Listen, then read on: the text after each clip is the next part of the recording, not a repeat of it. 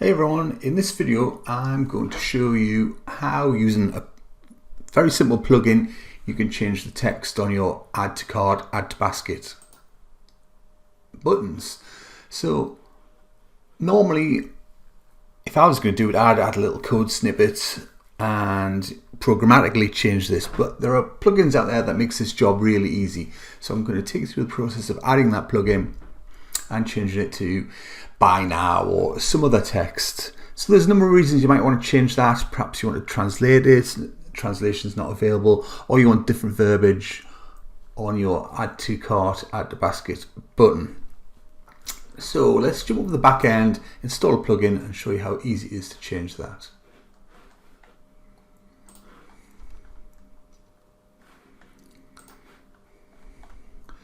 So we've gone to our plugin play page, we're going to add a new plugin, and the plugin we're going to use is Customizer for WooCommerce.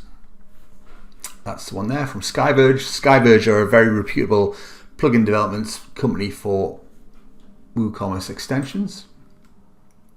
Activate that, and then we go to WooCommerce settings, and then we have this new Customizer tab. Customizer does a number of things for you, not just add to cart buttons, but it's got things like you can change things on your checkout or on your product page. You can change your tabs, all those kind of things. So it's quite a useful plugin if you're not into adding code snippets into your site. So let's change this to buy now.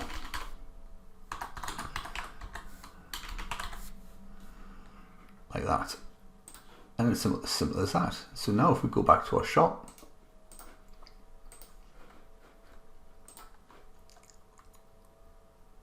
you see buy now, and on a single product page, buy now. Okay, so hopefully that's of some use to you. If you need help customizing or managing your WooCommerce store, why not check out the webmaster plans that we offer. Go on over to wooace.com, WOOACE.com, and check out the services we offer.